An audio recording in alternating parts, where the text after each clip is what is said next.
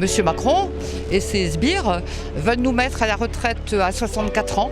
Monsieur Macron qui n'écoute rien.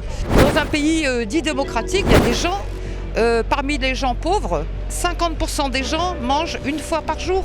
En France, on est un des pays les plus riches de la planète et il y a chez nous beaucoup de gens qui ne mangent qu'une fois par jour. Il y a des Tunisiens, là dans la rue, il y en a un ou deux qui m'ont dit « Alors, comment va Monsieur Macron ?» Voilà, quand votre président a refusé l'aide du FMI il y a quelques jours, là aussi, bon, il s'est fait accuser par l'Europe entière, etc. Alors que son discours, que j'ai lu aussi, par rapport au FMI, on sait que quand le FMI donne de l'argent, c'est en échange d'autre chose. Le ministre, Monsieur Le Maire de l'économie, qui avant-hier a dit bon, alors il va falloir faire une loi pour que les étrangers qui sont ici, beaucoup du Maghreb, n'envoient plus l'argent en Tunisie. Actuellement, c'est par rapport à la retraite, parce que le gouvernement, enfin Monsieur Macron et ses sbires veulent nous mettre à la retraite à 64 ans, alors que jusqu'ici c'était à 62 ans. Ce qui par rapport à d'autres pays européens n'est pas beaucoup, mais nous sommes un certain nombre à vouloir revenir à la retraite à 60 ans. Donc là, et puis les gens sont dans un tel état de fatigue, il y a eu le Covid, il y a eu beaucoup de choses qui sont passées avant. Monsieur Macron qui n'écoute rien, que là, vraiment les Français sont extrêmement en colère de tout ça. On trouve qu'il y a des polices qui frappent des gens. Oui. Dans un pays démocratique. Dans un pays dit démocratique, qui est toujours démocratique quand même. Hein. Mais c'est vrai que quand moi j'ai des amis députés qui vont tous les soirs dans les commissariats à Paris, parce qu'il y a des jeunes qui manifestent tous les soirs à Paris, et qui vont voir dans les commissariats avec leur écharpe bleu, blanc, rouge, démocratique, voir comment sont traités tous ces jeunes qui manifestent tous les soirs, quoi. Et là, il y a la date du 1er mai qui est fixée maintenant. Bon, ce qui est exceptionnel, c'est que tous les syndicats, pour une fois, se mettent ensemble, alors que ce n'est pas arrivé depuis très longtemps. Et donc, on espère que là, quand même, ça va faire quelque chose, parce que ce gouvernement n'entend rien. Voilà.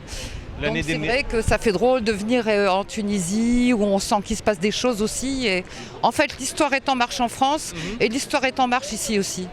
On le sent. L'année dernière, on trouve la manifestation de Gilets jaunes. Oui, enfin l'année dernière, c'était en 2018, 2019, 2020 aussi. 2020. Oui. À cause de le même problème. À cause aussi d'un problème, c'était pas pour les retraites, mais c'était des problèmes économiques. Les gens, bon, moi j'étais travailleur social avant, maintenant je suis en retraite. Les gens, en ce moment-là, il y a des gens, parmi les gens pauvres, 50% des gens mangent une fois par jour. En France, on est un des pays les plus riches de la planète et il y a chez nous beaucoup de gens qui ne mangent qu'une fois par jour.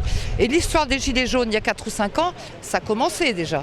Voilà, c'était une question au début pour l'essence, donc ça faisait baisser les revenus, mais la pauvreté a commencé à ce moment-là. Et avec M. Macron, qui a de toute façon été mis en place par l'oligarchie financière, les choses ne s'arrangent pas, bien au contraire. Bon, comment vous trouvez maintenant la Tunisie? Alors la Tunisie, toujours aussi accueillante, parce que moi je viens depuis 15 ans. Hein. Voilà. Toujours aussi accueillante, toujours aussi, la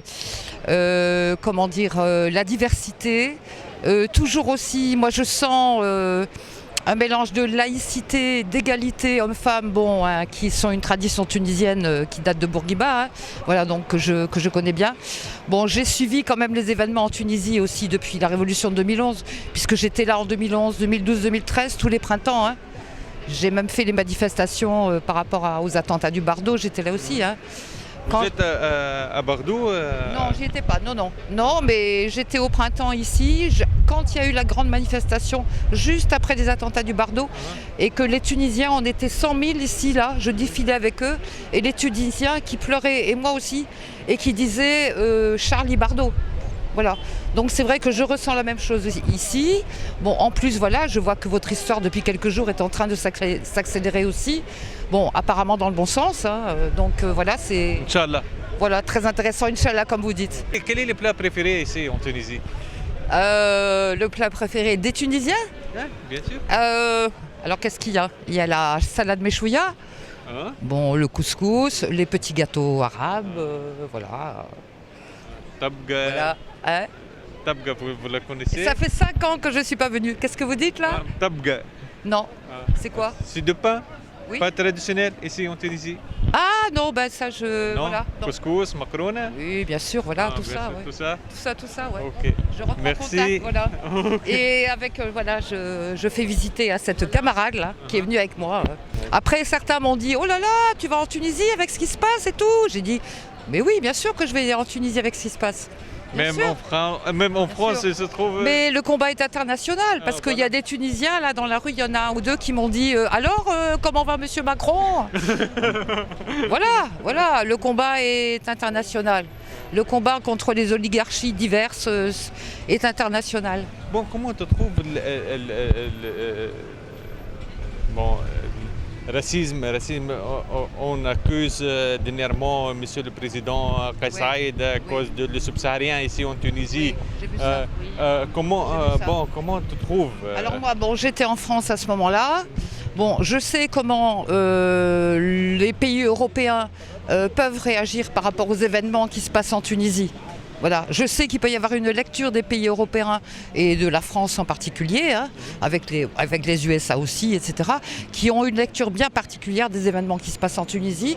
Donc moi j'avais lu ça, je me suis vraiment méfiée de ce qui était dit dans les médias européens.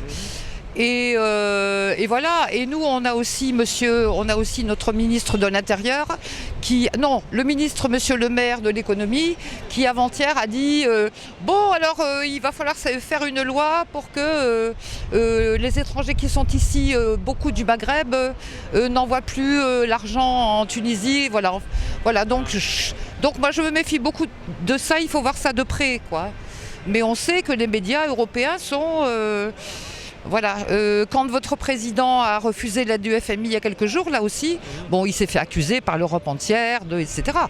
Alors que son discours, que j'ai lu aussi, par rapport au FMI, on sait que quand le FMI donne de l'argent, c'est en échange d'autre chose, en échange de réformes sociales, comme nous avons en France, où on fait baisser les revenus des plus petits. Voilà, donc on sait tout ça, quand on a un peu d'analyse politique.